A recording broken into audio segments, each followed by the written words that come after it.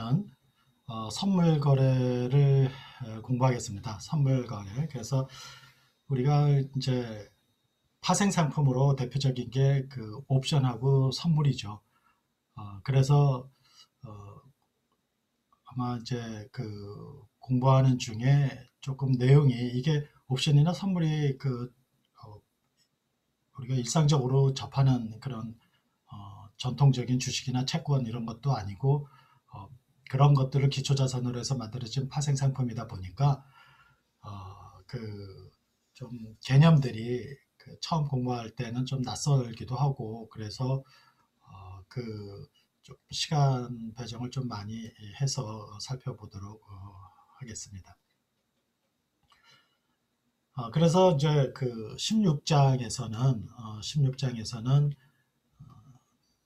16장에서는 그 선물 가격과 거래 유형이라고 해서 그 선물 거래의 개요를 살펴보고 1절에서 그 다음에 이제 선물 가격이 어떻게 결정되는지 그거를 살펴볼 거예요. 선물 가격이 어떻게 결정되는지 그리고 재정 거래 그러니까 그 이런 선물 거래를 하는 유형이 그 재정 거래 재정 거래는 차익 거래라고도 하는 거죠. 재정 거래, 해지 거래, 투기 거래 이렇게 있는데 그 거래 유형을 한번 살펴보겠다 이거예요. 그리고 이제 우리가 재무관리를 공부하잖아요. 그 재무금융 이런 쪽에서는 금융 선물이 중요한 거죠. 그래서 이런 그 선물들이 공부한 내용들이 됐습니까? 그 어떻게 금융 선물에 이용이 되는가 그거를 이제 살펴볼 거예요. 잠깐만요. 이게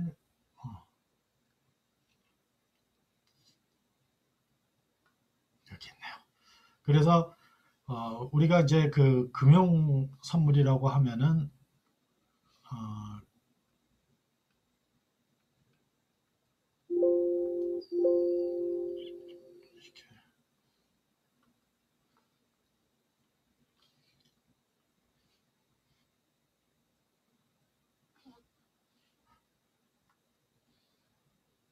왜 자꾸 화살표로 있는지 모르겠네요. 여기로 가야 되겠구나.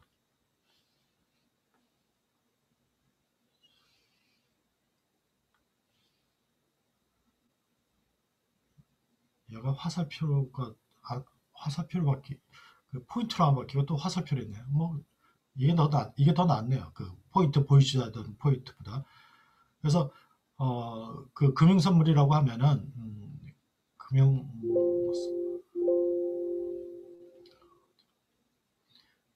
금융 선물이라고 하면 이제 주식, 채권, 통화, 환율이니까 그것에 대한 내용을 이제 단계별 보게 될 겁니다. 일단 그 선물의 그 전반적인 내용을 한번 그 살펴볼 거예요. 우리가 보통 그 여기서 말하는 그 현물거래, 삼도거래, 선물거래, 이제 선물거래 얘기를 하지만 사실 그거는 그 현물거래에서부터 이제 그 이해를 해야 단계별로 어, 그 내용을 이해하기가 그 수월합니다. 그래서 일단 현물거래는 내가 지금 당장 사고 돈을 주는 거예요. 그래서 그 배추를 시장에 가서 오늘 배추를 사려고 했더니 그 100원이 그러니까 800원이래요. 800원. 그래서 이제 됐다. T꼴 0 시점에서 지금 배추를 사려고 했더니 800원입니다. 800원. 그래서 예를 들어서 100포기를 지금 당장 사면 얼마가 필요해요? 8만 원이 필요하잖아요. 그러니까 8만 원 주고 100포기를 사는 거. 그게 바로 현물거래예요. 현물거래. 그런데 이렇게 할 수도 있죠. 내가 지금 당장 배추가 필요한 건 아니에요. 그 12월 달에 가서 그 1년 올해 말에 가가지고 김장을 담글 거예요. 그래가지고 이때 배추가 필요해요. 그러니까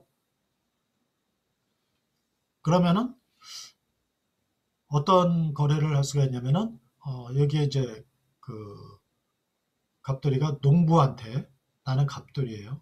그래서 갑돌이가 농부하고 약속을 해요. 1년 후에 그러니까 올해 말에 가서 배추 한 포기당 1,000원씩의 사기로 약속을 해요. 그래서 그랬더니 이제 농부가 좋대요. 그래서 그 배포기를 그 사람은 뭐 그 배포기를 수확을 해서 이제 갑돌이한테 넘겨주면 돼요.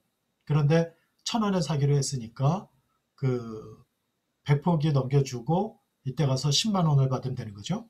그래서 12월에 가서 배포기를 넘겨 갑돌이는 배포기를 받고 그다음에 10만 원을 주면 되는 거죠. 바로 이것이 선도거래예요. 그러니까 선도거래가 되면은 이제 그 농부는 갑돌이는 일단 김장을 배포기를 해야 되는데 어, 갑자기 배추값이 많이 올라가지고 그 돈이 많이 들 일은 없죠. 최대한 들어야 10만 원 아닙니까? 그러니까 10만 원으로 배추 가격 변동으로 인한 손실 가능성, 위험을 막았어요. 해지가 된 거죠. 그리고 농부는 어떻습니까? 농부는 그 백포기를 그 재배했더니 뭐 배추가 풍년이 돼가지고 막 여기저기서 싸게 그 시장에 공급돼가지고 뭐 한 포기당 200원까지 떨어졌다. 그러면 이제 망한 거 아닙니까? 그런데 이 사람은 1,000원에 팔기로 약속을 했으니까 백포기를 10만 원, 최소한 10만 원은 받을 수가 있는 거죠. 그러니까 뭐 최소한이 아니라 확정 금액으로 10만 원을 받게 된 거죠. 그러니까 그 농부도 그 배추 가격 변동으로 인한 위험으로부터 해지가 된 거예요. 이게 이제 선도거래예요. 그러니까 선도거래는 지금 거래를 하는데 지금 어, 물건을 주거나 돈을 주는 건 아니고 약속만 하는 거예요. 그래서 12월 달에 가서 배추를 100포기를 그 포기당 1,000원에 사기로 약속하는 그거죠. 그럼 선물거래는 뭐냐? 선물거래는 이런 계약을 이게 선도 계약이죠. 선도 계약. 그런데 이 계약을 여기서 중간에 가서 사고 파는 거예요. 그러니까 이 사람이 그 8월에 갑돌이가 이민을 가기로 했어요. 8월에. 그래서 가려고 생각해 보니까 농부하고 약속해 놓은 게 있어. 그래서 이거 그 어떡하지? 이 계약을 이렇게 하고 있는데 앞집에 그 을순이가 막 걱정을 하고 있는 거예요. 그래서 왜 걱정을 하냐 이랬더니 자기는 12월 달에 배추를 담궈야 되는데 배추값이 많이 오를 것 같다는 얘기가 있어서 벌써 지금 오르고 있다고 그러니 걱정이다. 이래. 그러면은 갑돌이가 을순이한테 그 계약을 팔아요. 그래서 야 그러면은 백포기를 사기로 한 계약이 있는데 그거를 네가 가져라. 그리고 어, 넌 그러면 배추를 얼마까지 살 용의가 있냐? 그랬더니 자기는 우리가 여기에 1,300원까지 부담할 용의가 있대요. 1,300원까지. 그러니까 1,300원까지 그 부담할 용의가 있다고 하면은 여기서 이 사람한테 계약을 넘겨주는 거예요. 계약을 팔아요. 그러면서 얼마를 받아요? 1,300원까지 살 용의가 있다니까 나는 1,000원은 사기로 한 거니까 300원을 받아요. 300원. 300원을 받고 그 300원만 받아요. 일단 여기서. 그러면은 그리고 나는 이제 이 300원 가지고 이민 가. 그리고 요 울순이는 그 계약을 들고 있다가 12월에 가서 12월이에요. 여기 8월이고. 그래서 12월에 가가지고 1,000원 주고 배추를 넘겨받아요. 그러면은 농부는 전화는 남자가 오더니 배추를 받으러니 여자가 왔네. 뭐 상관없죠. 여자가 오든 남자가 오든 그냥 10만 원에 배포기 넘겨주기로 한 약속을 이행하면 되니까. 근데 이제 이 을순이 입장에서는 여기서 300원을 냈지만 여기서 1000원을 내니까 1300원으로 배추를 사게 되잖아요. 그렇죠? 그리고 요렇게 이 계약을 선물 계약이라고 하고 만기 이전에 이렇게 사고 파는 거예요. 그래서 1300원에 살 수 있도록 갑돌이가 사놓은 1000원과의 차이, 그 300원만큼을 지불을 하고 을순이가 이 계약을 사는 거죠. 을순이도 한 9월, 10월에 가 보니까 갑돌이한테 어떻게 지내나 물어봤더니 아주 좋다고 해서 나도 이민을 가겠다고 해서 또 이민을 가요. 그래서 이민을 가려면은 이 사람도 또 이 계약을 을순이도 어디 병철이한테 팔고 가야 될 거 아니에요?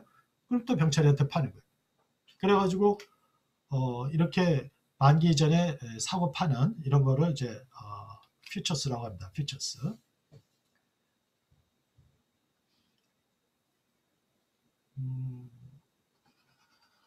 그리고 이제 여기 선물과 관련해 가지고는 새롭게 등장하는 개념뿐만 아니라 그 개념을 뒷받침하기에 이제 여러 용어들이 있습니다. 그래서 그 용어를 좀 이해를 해야 되는데요.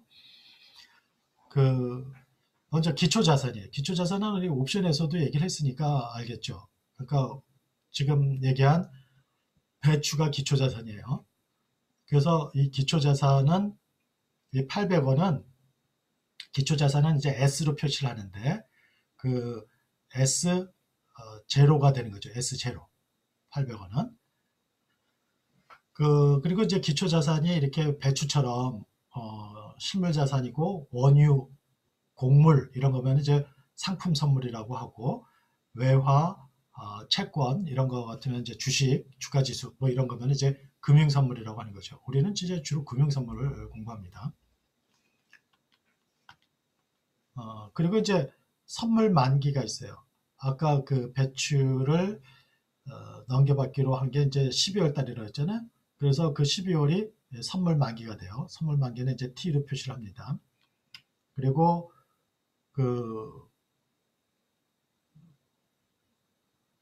어떤 경우에는 배추가 뭐 12월 달에 수확이 되기도 하지만 어디서는 뭐 11월 달에 수확이 될 수도 있죠. 그래가지고 만기가 더 짧은 것은 근월물이라고 하고 만기가 멀리 있는 것은 원월물이라고 합니다. 그리고 선물 가격, 농부하고 약속할 때 포기당 1000원에 매입하기로 했잖아요. 요게 선물 가격이에요. 요게 F로 표시해요. 퓨처스. 그래서 여기에 F1 하면은 만기 2일인 시점에서 선물 결제를 하는 선물의 가격. 그게 이제 F1, FT. 여기서는 뭐 일반화시켜서 T로 했는데, 그러니까 T 시점에 가면은 선물이 만기가 됐으니까 결제를 해야 될 거 아닙니까? 그랬을 때 뭐 물건을 넘겨주고 결제를 하기도 하고 또 차액을 결제하기도 하는데 아무튼 결제를 해야 되는데 그 결제할 때에 얼마를 결제할 거냐 그게 바로 이제 선물 가격이에요. 선물 가격. 그리고 결제 방법은 이렇게 배추를 넘겨주는 실물 인수도 방식이 있고요. 그 다음에 이제 현금 결제 방식도 있습니다. 그러니까 현금 결제 방식은 이런 거죠.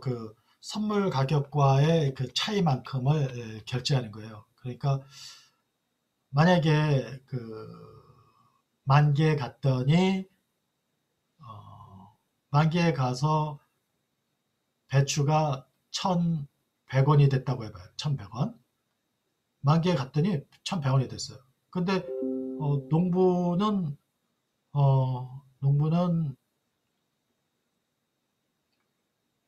그러면은 배추가 없어요. 배추가 없어요.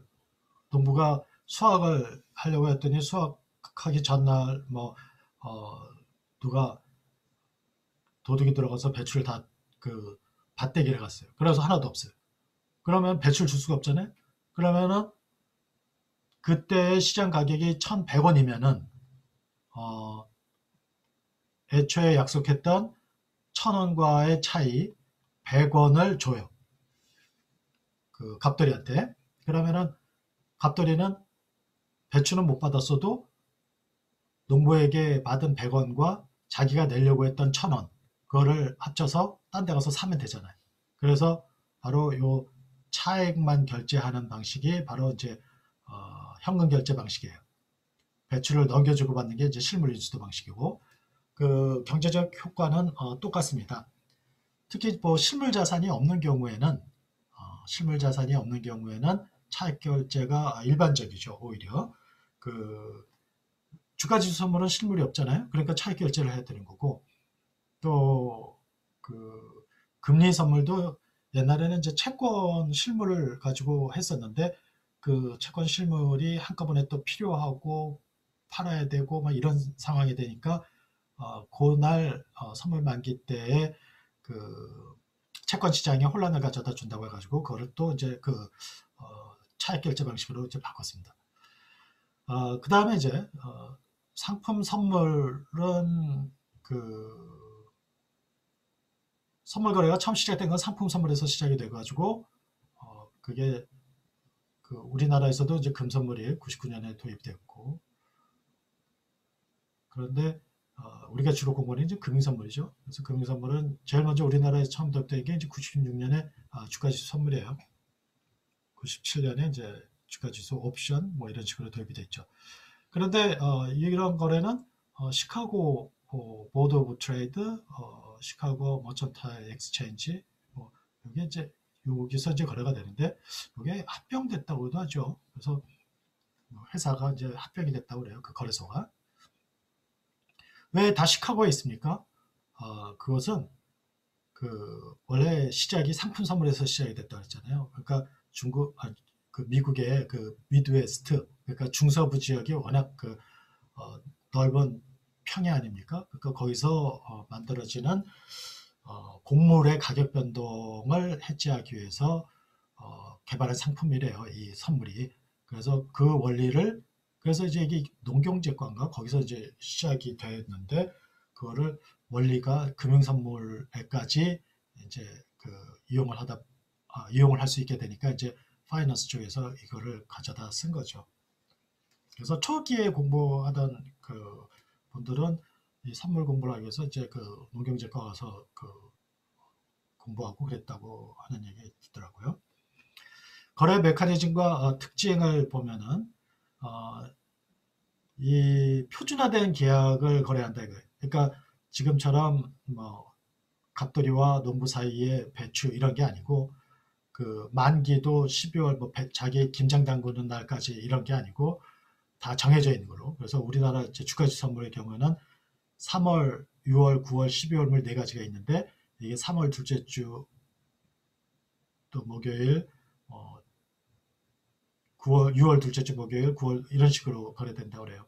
거래돼요. 그래가지고 만약에 지금이 2월이다라고 하면은 지금 가장 큰 월물은 그 3월물이 되는 거죠. 그래가지고 3월이 지나고 나면은 지금 2월이에요. 그럼 3월 지나고 나면 3월물은 없어지고 4월물, 5월, 6월물, 4월물이 아니라 6월물, 9월물, 12월물이 있고 내년 3월물이 있는 거죠. 그래서 요건 없어지고 지금 만약에 3월이 지나고 나면 그래서 또 7월이 됐다. 그러면 6월물도 없어지고 9월물, 12월물, 3월물 하고 내년 6월물이 또 나타나가지고 4개가 항상 거래되는 그런 특징을 갖습니다. 선물 시장의 구조는 이제 그림에서 보듯이 거래소가 이렇게 있고 고객이 선물 중개 회사를 통해서 위탁 증거금을 내고 거래를 하는 거죠. 그래서 선물 중개 회사가 직접 그 거래를 할 수 있으면은 이제 이게 같은 게 되는 거고 이 사람들이 청산소에 매매 증거금을 놓고 이제 거래를 하는 거죠. 그래서 청산소에서 결제를 해주고 주식하고 뭐 크게 다를 건 없습니다. 그런데 주식을 사고 팔면서 그 나타나는 그 수익은 주식 그 반드시 처분을 해야 이익이 나잖아요, 그렇죠? 만 원짜리 주식을 만 원에 샀다가 13,000원에 처분했다면 3,000원 이익이 그 처분하는 시점에 내 계좌로 들어오잖아요. 그런데 선물 거래는 그렇지 않다 이거예요. 선물 거래는 매일매일 가격 변동에 따라서 내 구좌에 돈이 들어오고 나가고 이렇게 합니다.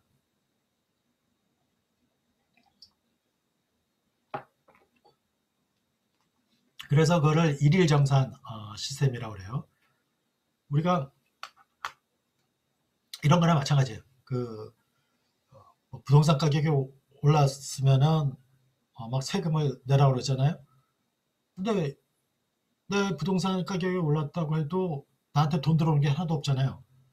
그러니까 그런 게 아니고 만약에 그 부동산 가격이 내가 5억 주고 집을 샀는데 그게 6억이 됐다. 그럼 1억이 나한테 들어오는 거예요. 근데 다음에 5억 5천원 떨어졌다. 그럼 5천만 원이 빠져나가고 그렇게 돈이 그 가격 변동에 따라서 돈이 왔다 갔다 하는 그런 것을 일일정산이라고 그래요. 그런데 만약에 뭐 부동산이나 이런 걸로 있어가지고 만약에 너 그 돈 없으면 그냥 부동산이라도 뺏겠다 이러면은 가져가겠다 이러면은 뭐 문제될 게 없는데 선물 거래는 약속이라고 그랬잖아요. 그냥 약속을 사고 파는 거니까 만약에 그 내가 내 계좌에서 돈이 내가 이제 그 손해를 내가 선물을 사놨는데 그 가격이 떨어져서 돈이 나가야 된다. 내 그거를 다른 사람이 상대방이 팔았을 거 아니에요? 나는 샀고 그런데 1,000원에 샀어요. 그런데 그 선물 가격이 다음날 1,300원으로 올랐다. 그럼 내가 샀으면은 난 300원 이익이 생기지 않습니까? 그럼 나한테 300원이 들어와요. 그런데 그 판 사람은 가격이 오르면은 300원을 내줘야 돼요. 손해를 보니까. 그런데 그 사람이 나 돈 없다. 그러면은 안 되잖아요. 그러니까 돈을 미리 일정한 금액을 놓고 시작을 해야 되는 거예요. 그래서 그 우리가 고스톱 치거나 뭐 이럴 때 판돈 있는 사람, 판돈 내놓을 만한 사람을 가져야지. 나 한 푼도 없는데 그 고스톱 치는데 끼워줘요? 안 끼워주지. 그러니까 일단 이 거래를 하려면은 증거금을 갖고 시작해야 된다. 그래서 요거를 이제 마진이라고 하죠. 마진. 여기서는 이제 마진은 이익이라는 뜻이 아니고 여기서는 증거금이라는 뜻이에요. 그래서 개시증거금, 유지증거금, 추가증거금, 초과증거금 이런 것들이 있어요. 개시증거금은 고객이 선물 거래를 처음 시작할 때 납부하는 증거금이고, 그리고 그래가지고 이제 매일 매일 돈이 왔다 갔다 하는데 거기서 일정한 수준 이상은 유지돼야 되는데 그보다도 더 떨어지면은 그 증거금이 부족하게 되면은 증거금을 채워 넣으라고 연락이 와요. 그래서 우리가 여러분들 증권 영화로 혹시 그 마진콜이라는 영화 혹시 기억나요? 마진콜이라는 영화 혹시 안 본 사람들은 시간 되면 한번 보도록 하세요. 공부해야지. 참 그거 보면 안 되겠군요. 마진콜이라는 영화가 있는데 이때 이 마진콜이라는 게 바로 그 증거금 부족한 걸 채워 넣으라는 그 통지예요. 그래서 이게 그 2008년 금융위기 위기를 글로벌 금융위기를 배경으로 한 영화인데 그런 그 증거금입니다. 그리고 그 증거금을 추가 납부해야 되는 그 수준을 유지증거금이라고 하고 그렇습니다. 그런 용어는 뭐 여러분들이 읽어봐도 알 것 같고요. 다만 여기서 추가 증거금은 원래 개시증거금까지 다시 올리는 거 여기서 요 밑으로 내렸다 와서 요 부분을 채우는 게 아니고 요 위까지 올리는 거를 유지증거금이 추가 증거금이라고 해요. 초과 증거금은 개시증거금에서 요거는 돈으로 빼내갈 수가 있고 빼내갈 수 있는 거예요. 자, 이제 16-1을 볼까요? 그 AB 모두 2만 원의 증거금을 예치한 후 3일 후 달러당 800원에 100달러를 A는 매도하고 B는 매입하는 선물 계약을 체결했대요. 1일 경과 시점에서 선물 가격이 달러당 810원에 2일 경과 시점 750원의 가격이 형성됐다고 하고 1일 정산 시스템을 그 두 사람한테 적용을 해봐라 이런 거예요. 그러면은 첫날에는 2만원, 2만원 놓고 똑같이 시작을 했습니다. 근데 800원에 사는 계약을 했던 거죠. 사고 팔았던 거죠. 근데 A는 매도했습니다. 그런데 둘째 날 가니까 가격이 810원이 됐어요. 그러면은 800원에서 810원이니까 그 100달러고 달러당 10원이니까 B는 1000원이 이익이 되고 A는 1000원이 손실이 돼요. 그냥 이렇게 계산상으로 이루어지는 게 아니라 이 계좌에 1000원이 쑥 들어와서 21,000원이 되고 이 계좌에서는 1000원이 쑥 빠져나와서 1900원이 된단 말이에요. 그리고 셋째 날 내가 가지고는 750원이 됐단 말입니다. 그러면은 그 전날 810원이었잖아요. 810원이었던 게 750원이 되면 60원이 변동한 거잖아요. 그랬을 때에 A는 사갖고 B가 사갖고 있었던 거죠. 그러니까 B가 6,000원만큼 손실이 발생을 하고 그 다음에 A는 6,000원만큼 이익이 발생해서 25,000원이 되고 B는 15,000원이 돼요. 그러니까 거래가 끝나는 시점에서는 결국 800원에 산 게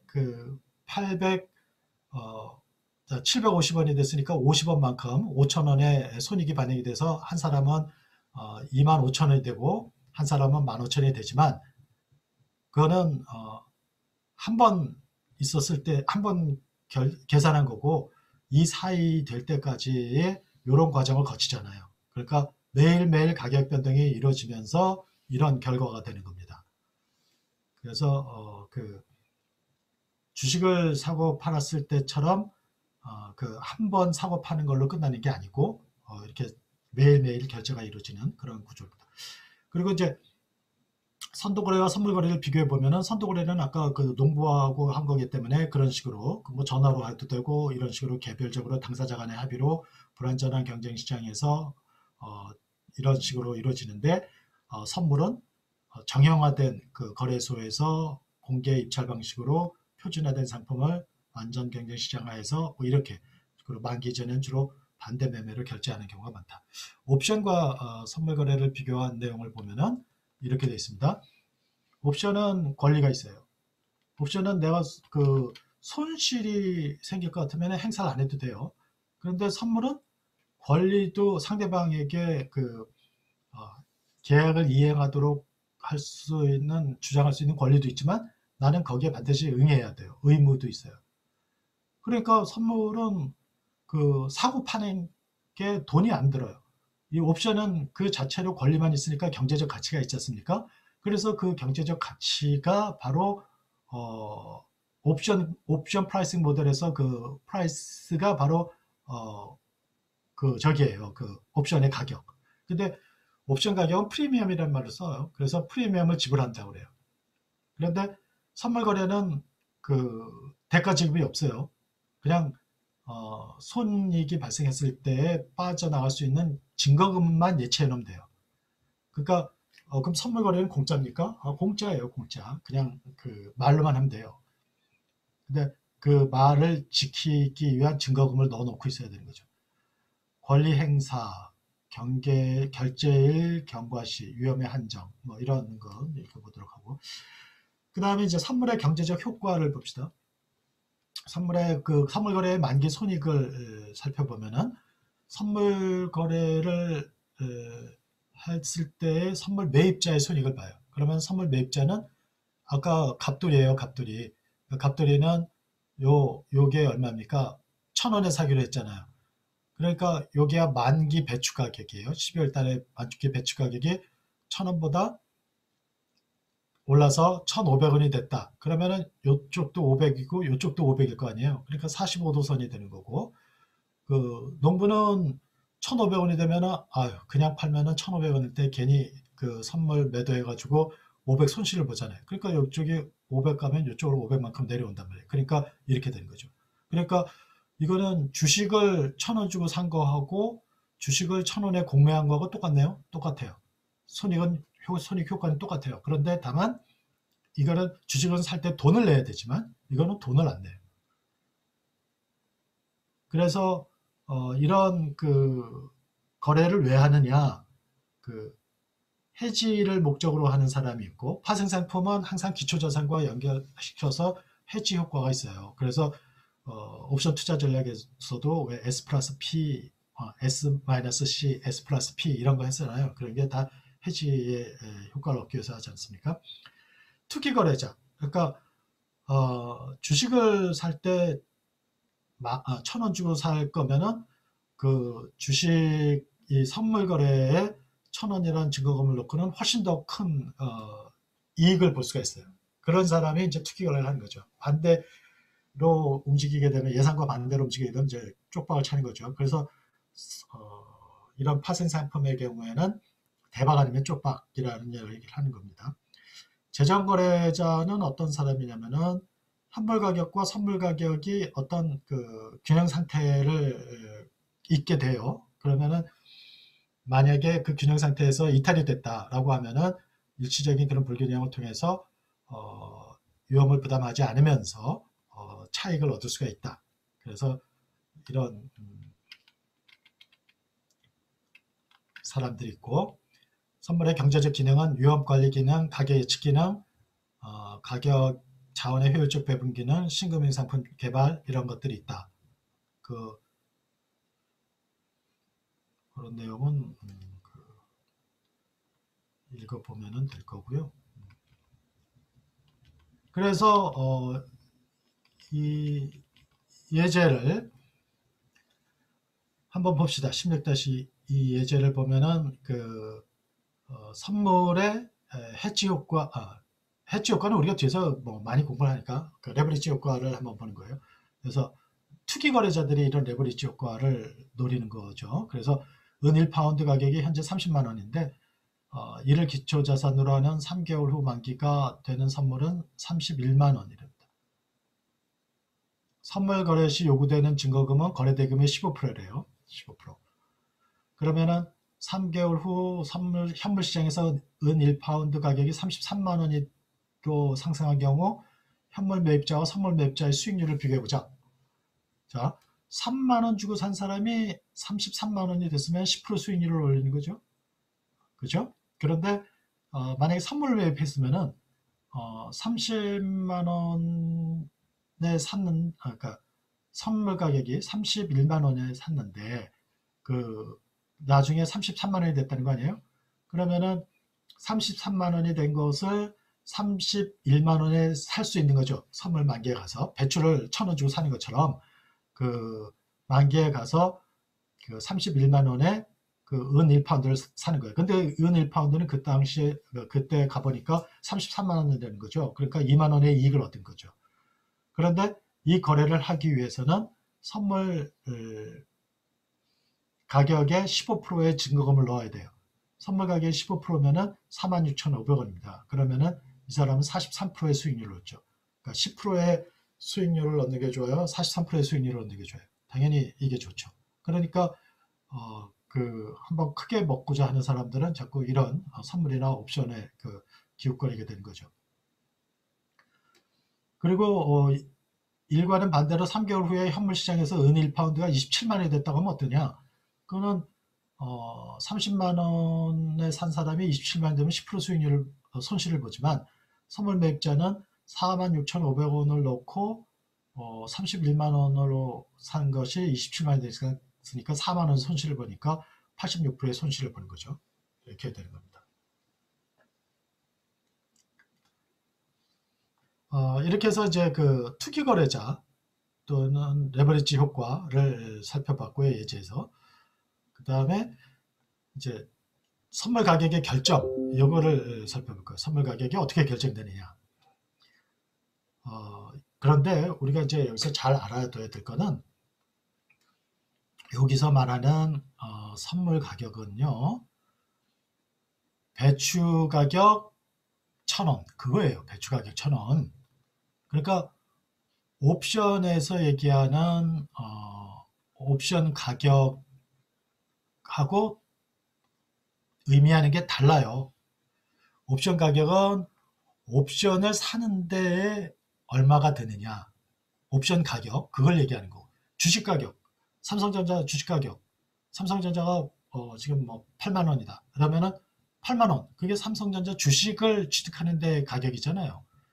그런데 옵션도 마찬가지고, 옵션의 가격이 얼마다. 그럼 그 옵션을 사기 위해서 지불하는 게 그 옵션 가격이란 말이에요. 근데 선물 가격은 선물을 사는데 들어가는 가격이 아니에요. 선물 거래를 하는데 그 가격을 얘기하는 거예요. 선물 거래를 할 때의 그 거래 가격. 그러니까 그 선물 자체의 가격은 얼마라고 그랬어요? 제로예요, 제로. 그거는 그 농부하고 약속만 하면 되는 거예요. 그리고 농부하고 배추를 1,000원에 사기로 했다?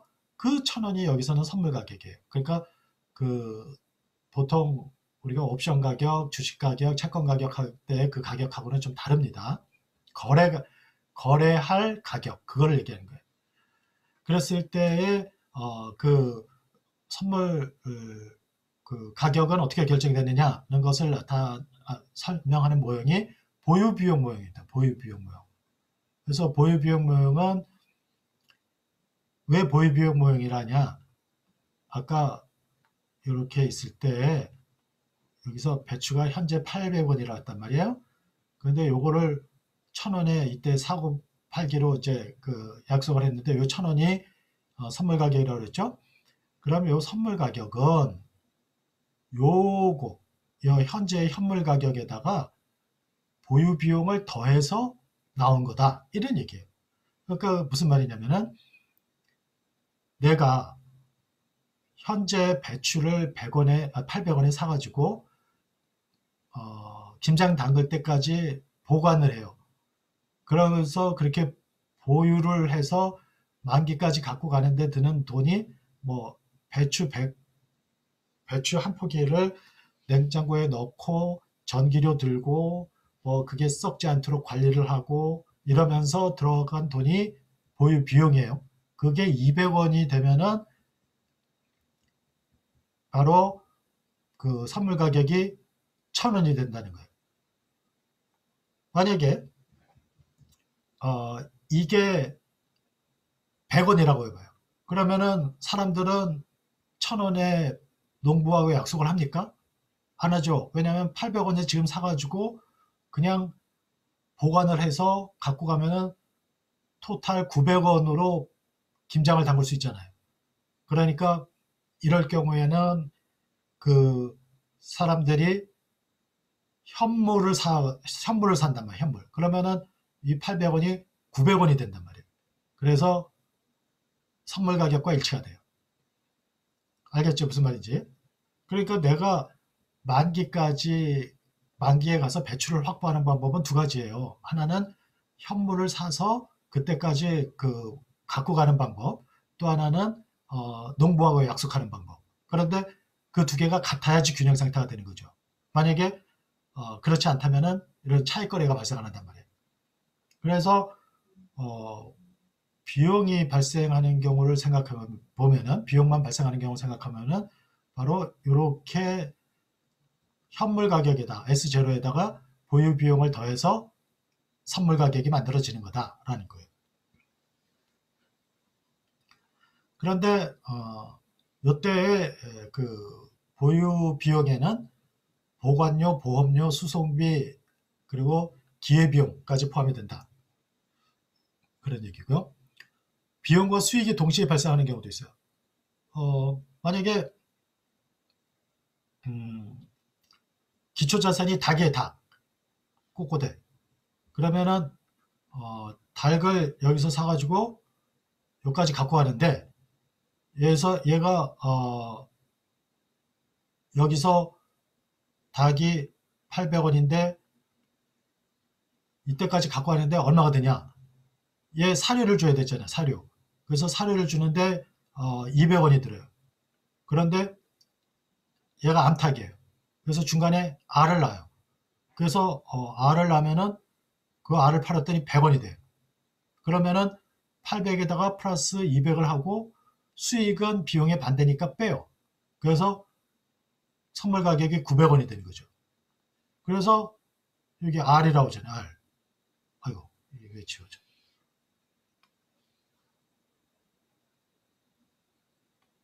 이건 또 뭡니까? 모르는 게 자꾸 나와서 됐습니다. 그래서 R이 빼지는 거예요. 그래서 F는 S 플러스 C 마이너스 R, 달걀, R. 그래가지고, 수익이 있는 경우에는 그거를 빼라. 그래서 16-2식으로 표현하는 겁니다. 그래서 이제, 이런 거를 봐요. 예제 16-3을 봅시다. 1월 1일 은 1파운드 가격이 30만 원이래요. 보험료를 포함한 보관 비용은 1년에 5만 원입니다. 1년 이자율이 20%일 때 인도일이 1년 후인 선물 계약의 가격은 얼마냐? 선물 가격은 얼마냐? 이거예요. 단 보관 비용은 선불 조건이다. 그러면 보유 비용은 보관료 플러스 기회 비용이죠. 보관료가 얼마라고 했어요? 5만 원이라고 했습니다. 5만 원. 그런데 기회비용은 내가 이거를 사가지고 갖고 가면은 30만 원이 묶여 있는 거잖아요. 그리고 보관 비용도 선불이 되니까 35만 원이 묶여 있는 거네요. 그렇죠? 35만 원에 대한 기회비용 0.2 하면은 7만 원이 되니까 12만 원이 보유 비용이 되는 거예요. 그리고 선물 가격은 현물 가격에다 보유 비용을 더한 거니까 42만 원이 되는 겁니다. 42만 원. 아시겠죠? 여기 이제 뭐 선도 가격과 선물 가격 이게 이론적으로 이제 같아진다는 얘기입니다. 그래서 이론적으로는 약간 차이가 있을 수가 있는데 거의 차이가 무시해도 될 만큼이기 때문에 같다고 보고 여러분들은 공부하면 됩니다. 그리고 이제 선물 가격과 기대 현물 가격. 예를 들어서 지금 농부하고 배추를 1,000원에 사기로 약속을 했는데 이게 이때에 실제로 가서 가격이 1,000원이 될 거라고 예상을 해서 현물 가격의 기대값이 이거와 같다라고 얘기하는 것이 이제 기대가설이고요. 또 여기 ST라고 해놨네요. 그렇죠? 그리고 또 백워데이션은 선물 가격이 기대 현물 가격보다 낮다는 거고 콘탱고는 더 높다는 거예요. 그래서 이거를 또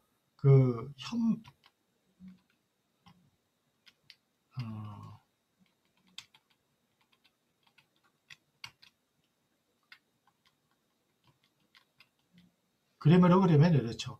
그래서 선물 가격이 현물 가격보다 높으면은 그냥 지금 현재 현물 가격과 선물 가격과 비교해서 얘기하기도 합니다. 이렇게 이제 기대 현물 가격 가지고 얘기를 하기도 하고